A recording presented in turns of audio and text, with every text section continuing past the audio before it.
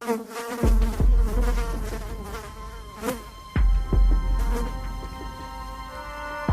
truth is, the QAnon movement is controlled opposition.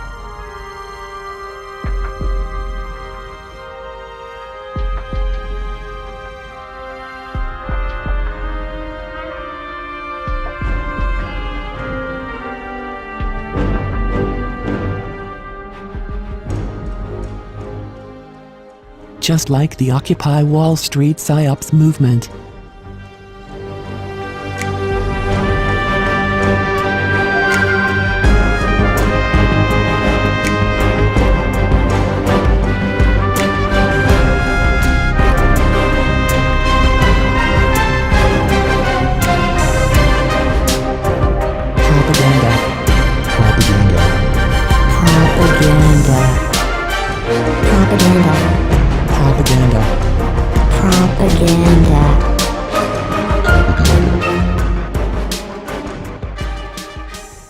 The QAnon movement is not about truth.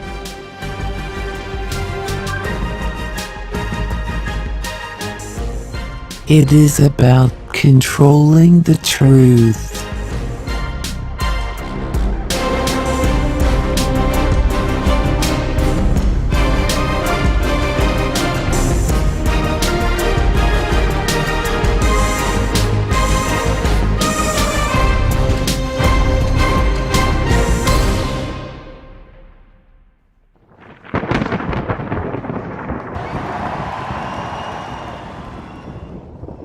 QAnon is, in essence, a conspiracy theory that gives hope.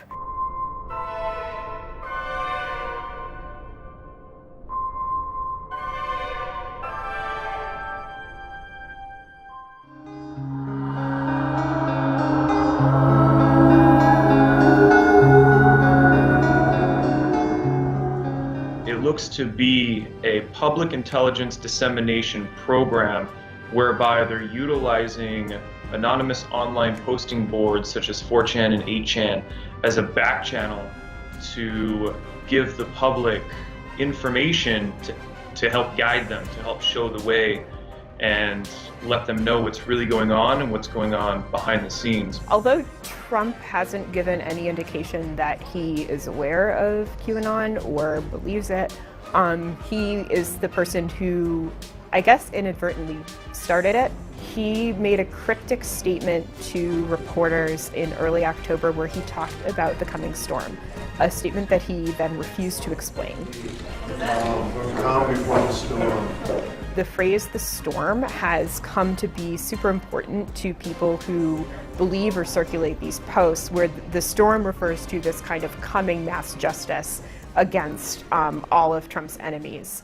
Kind of anonymous posts on a site called 4chan. They started spreading to other platforms like YouTube and like Reddit, where people who maybe aren't as familiar with how 4chan works or how to read it could start to access and see these posts and get excited about them. A bunch of people who believed in QAnon or wanted to give it more visibility showed up to a Trump rally wearing t-shirts and carrying signs that had big letter Qs on them. Many media outlets covered that and explained what QAnon was and began to kind of dive into this breakthrough moment for this conspiracy theory.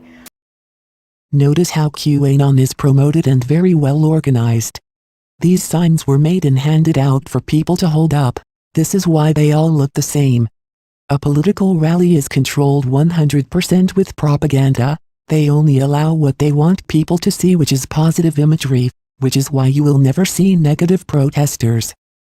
People who believe in the QAnon conspiracy theory. Are so broad and often bizarre. It's also shockingly widespread. It's like an alternative reality game. First, you don't know how many people who are circulating QAnon really believe it, right? So there are a couple of reasons why you might circulate a conspiracy theory. One is because you believe it to be true and you want to awaken the masses to the truth of that theory. Another reason you might spread it is you like to cause chaos. Cause chaos. Order out of chaos.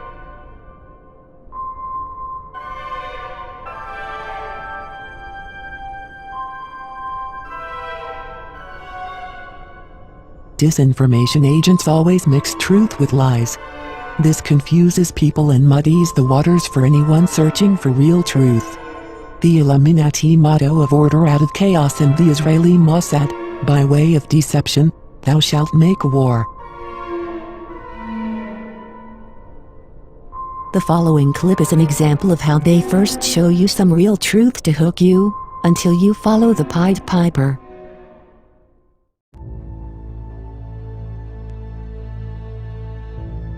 Have you ever wondered why we go to war? Or why you never seem to be able to get out of debt? Why there is poverty, division, and crime? What if I told you there was a reason for it all? What if I told you it was done on purpose? What if I told you that those who were corrupting the world, poisoning our food, and igniting conflict were themselves about to be permanently eradicated from the earth? You might think that an idealistic fantasy. Well, let me tell you a story. We acknowledge there are criminals, of course. They rob your house, they steal your phone. They can murder you too if they think they can get away with it. We have all experienced criminals in one way or another. Criminals, as we know, are those who choose personal gain over the rights of others and have no regard for the law. But here is where you need to expand your thinking. Criminals can also succeed in business and politics, and can be elected as our leaders. If a criminal became the president, imagine what they could achieve. They could use the full weight of their executive power to commit much larger crimes, and ensure they and their friends were enriched to the fullest extent possible. A criminal president could create alliances with other criminal presidents, and then collaborate on more global criminal activities. Anything goes. Drug running, human trafficking, whatever makes the big bucks. The 20th century was turbulent with war, economic disaster, famines, and displacement. We have always accepted these things as just human nature, and simply the way the world works. Something inevitable, and due to the weaknesses of human nature that drive us to these actions. This is where we were all tragically wrong. You are not a criminal. I'm not a criminal. So how can we just assume that it is human nature that is driving all this pain and misery? What if it wasn't human nature at all, and as a result of something more deliberate? We were taught that capitalism was the cause of a massive rich-poor divide and the reason for poverty, which in turn is the reason for war, crime, and starvation. Others were taught that communism, the system of equal wealth across all people, was really to blame for the mess. But you see, folks, it is none of these things. It is not our nature to fight and be racist. It is not in our nature to rob from others. What you must learn is that it was the criminals all along. Yes, they got power. More power than a criminal should ever have. They rose to the top of media companies that control our news and entertainment. They ascended to the top of the banking system, also to the Oval Office, to Brussels, to the Vatican, to the Crown. They crept in quietly. They became leaders of agricultural companies who have control over our food supply. Also big pharmaceutical companies, the ones we trust to help us when we're sick. Nobody stopped them, and they just recruited more criminals to help them. First, they accumulated the world's wealth. They invented a system of money called central banking, which lends money to governments with interest, placing countries into eternal debt. People's wealth got less. Their wealth got more. Much more. When a criminal is already as rich as they can get, then protecting their ill-gotten gains becomes the priority. Angry citizens tired of being poor are a major obstacle and can revolt if they suffer enough. The criminals needed to prevent this. So they diverted attention to the last remaining competitor, the people of the world. You and me. We were not happy being ruled by criminals and having to work 3 jobs just to survive. They know we won't accept it. So they use their control of the media to set black against white, woman against man, young against old, Muslim against Christian. They convinced us we were the problem so that we would fight and destroy ourselves. To get it done faster, they attacked all aspects of humanity that make us strong. Like family, using their influence over culture, they popularized lifestyle choices that led to a surge in broken homes, lost youth, and substance abuse. I could talk all day about how else they deliberately weakened us, and it would turn your stomach. We were just trying to get on with living. So where are all the good guys? Good people just want to get married, have kids, make a living, and enjoy their liberty. Well, there were good guys. Many. One became the President of the United States in January 1961. He knew about these criminals and wanted them gone. He knew their intentions for us all, and he wanted to fight them. Sadly, he had no idea how powerful they had become. Reagan also had good intentions for the American people. He knew this criminal mafia controlled almost everything by the stage, including the powerful rogue intelligence agencies. His economic policies were promising, but the criminals needed a weak America to hold on to their power. Reagan was shown with a bullet that a growing U.S. economy and prosperous citizens were not what the criminals wanted. It was looking pretty grim for good people. Every time someone wanted to stand up and do the right thing, they got stopped. Were we ever to be freed? These criminals are also known as the Deep State, or Cabal, because of how they control things behind the scenes. Every president after Reagan was one of these Deep State criminals, and their empire got even stronger. With each bad president came new depths America and the world would sink. The world collapsed into darkness. Do you need me to tell you how? Destroyed factories, declining job numbers, sicker people, opioids, destruction of Iraq, Syria, and Yemen with pointless war, displacement of people into Europe, ISIS, terrorism, collapsed governments, poverty, and genocide. Total misery. Do you think that was inevitable? Hell no. Well, here is where things start to take a new turn. When the full picture comes to be known, it will forever be regarded as the greatest story ever told. Well, here is the top line. Some good people still held positions of power. They valued humanity and the rule of law. While the criminals discussed their game plan at the annual Bilderberg meetings, the good guys were making plans of their own. The information age was coming to change history forever. As the internet flooded into every home and appliances became smarter, and when people started carrying tracking devices, an opportunity to put an end to criminal control over the world was emerging. We became connected, trackable, and surveilled. But so did they. They became dependent, just like we did, on email, SMS, instant communication. It made crime much easier, but it also put them on a grid that, if accessed by the right people, would expose their crimes to the public and end their iron grip on us once and for all. In this new age of information, it was thought that the military should also have its own intelligence agency to focus on cybercrime and espionage. They called this the NSA, the National Security Agency. Here we had every phone call, email, and text from every device stored and archived. Whether it be someone making a doctor's appointment, or the deep state setting up a massive heroin purchase from the Taliban. In the right hands, it would be enough information to expose the entire sinister criminal plot to rob us blind and wipe us out. Hold that thought, now I need to explain the plan.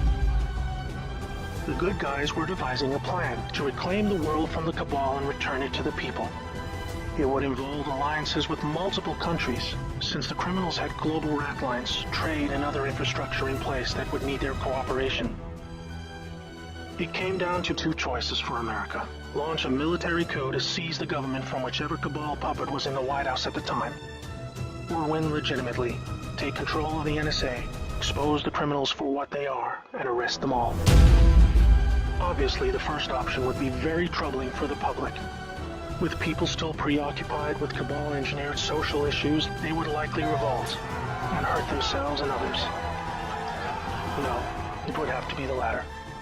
So they needed a candidate who could win, and who could win big. Many states like California had been so heavily inundated by criminals that even the voting machines were electronically set up to swing votes any which way. It would need to be a very decisive victory. Good patriots in the U.S. military and their global partners asked Trump to run for president so they could take back control of America legitimately without alarming the public. Trump was a good choice, obviously, because he overcame the voter fraud and won. But he was a patriot, and he was loved and admired by the public. He was not interested in joining the cabal, because they hated America, and he did not agree with them on that point. As soon as he showed interest in taking power, they activated their media assets to viciously turn on him. That's when we saw the sudden hatred emerge. Even when he won, the Cabal still had no idea what he was a part of, and the sophisticated plan that was about to unfold against them. Shocked at their loss, they mobilized their full arsenal of intelligence, media, money, and technology to try and take back power. Their people at the top of the DOJ and FBI then put together a plan to frame Trump and have him impeached. This is where we come back to the NSA again. All messages were stored and could be used to expose this plot and prevent Trump's overthrow. An entire book will be written about the first 2 years of Trump's presidency: false flag terror attacks, downed planes, missile alerts, assassination attempts. Here's the point. The world is currently experiencing a dramatic covert war of biblical proportions. Literally the fight for Earth, between the forces of good and evil. I can't put it in simpler terms, but I can say it appears the good guys are winning. The Cabal had complete control over North Korea. They hijacked the Kim dynasty, took them hostage, and worked to build up a nuclear arsenal to threaten the world. Kim Jong-un suddenly embracing peace was simply because the deep state were beaten and driven out. ISIS was also destroyed in the year following Trump's win. We are all starting to see the pattern now, that enough time has passed, that our biggest global concerns are starting to recede, and peace is returning. It is all evidence that the good guys are winning the war. But we're still in the middle. While a lot is improving, it still puzzles many that most of these known criminals are still free, especially the higher-ups like Hillary Clinton, the Bushes, and Obama. That is coming in the next chapter of the story. That's why we have Q. The good guys with control over the NSA began the Q intelligence dissemination program to invoke an online grassroots movement that came to be called the Great Awakening. It started on underground internet channels and then moved to the mainstream. Q has been a fun distraction for those who follow world events and desire truth, but it is about to begin a much more important and necessary phase, keeping the public informed when the deep state war breaks out onto the surface. By this, I mean high-profile arrests. Yes, folks, the criminals I'm referring to are famous politicians, actors, singers, CEOs, and celebrities. People who have earned our trust, respect, and admiration. They have done very bad things that are all fully known and documented, and they will be severely punished. Those of us who have followed Q since the beginning will be here to help you make sense of the coming events.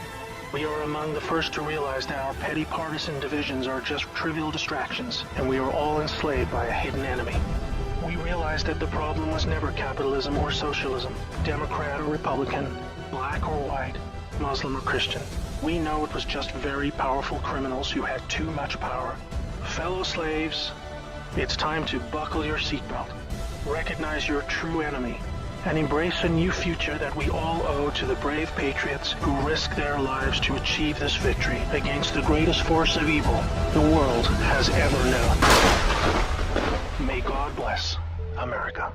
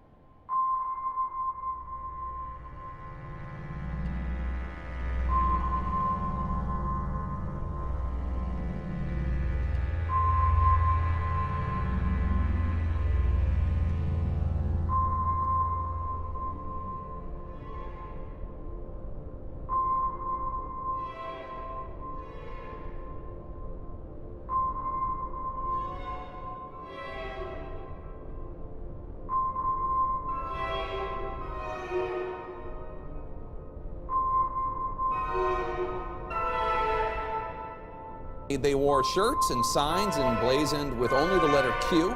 Their numbers seem to be growing, and they were spotted last night at President Trump's Florida rally. They are a new fringe conspiracy theory group called QAnon. I want to bring in CNN's Tom Foreman. Tom, who are these people and what do they believe? Well, broadly speaking, these are people who deeply mistrust the government, the mainstream media, and who treat any facts showing Donald Trump is wrong about anything as proof of a deep plot against him. Photos of missiles and mysterious strangers, rants about a shadow government, Freemasons, secret symbols, and predictions of a world about to change. All of this is part of the conspiracy stew cooked up by QAnon, an internet conspiracy persona, some followers of whom showed up at the president's most recent rally, and many of whom see him as a hero. Like them, ready to embrace wild theories, to claim secret plots against him, and to attack anyone who says otherwise. Fake news, fake news. The Washington Post says Q is an anonymous user claiming to be a government agent with top security clearance, waging war against the so-called deep state in service to the 45th president.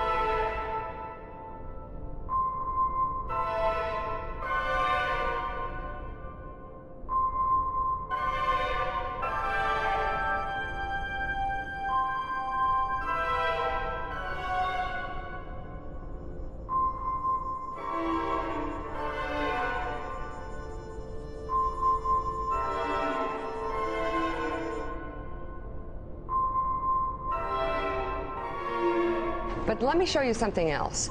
BuzzFeed dug up an old quote from Donald Trump talking about a large-scale terror attack 19 months before 9/11. In his 2000 book, The America We Deserve, Trump wrote, "I really am convinced we're in danger of the sort of terrorist attacks that will make the bombing of the 1993 Trade Center look like little kids playing with firecrackers." Trump also mentioned the mastermind of the attack, writing, quote, "One day, we're told that a shadowy figure with no fixed address named Osama bin Laden is public enemy number one, and U.S. jet fighters lay waste to his camp in Afghanistan. He escapes back under some rock, and a few news cycles later, it's on to a new enemy and a new crisis." Trump. Wait. Yeah. Okay, hold on a second. Is this really Trump before 9/11? Have you read this? It's 2000 in his book. Are we making this? Somebody, did you make this up, Mika? Nick. I did. Did you make this up? Yeah, Nick, exactly. tell us it's over, right? Because Will you're you wrong stop? about everything. Mika, stop. God. I don't think it's over. What's that? What's the rage here? Will you stop No, picking it's on cute. him? I think it's cute. Well, go for it. No, really quickly, though. I mean, so, Willie, that was... 2000. In a book he wrote in the year 2000. Yeah. Well, it was published in 2000. He could have written it in 1999 for all we know. Exactly. He might have been more precious. So he basically predicted the attacks from Osama bin Laden. Well, we'd had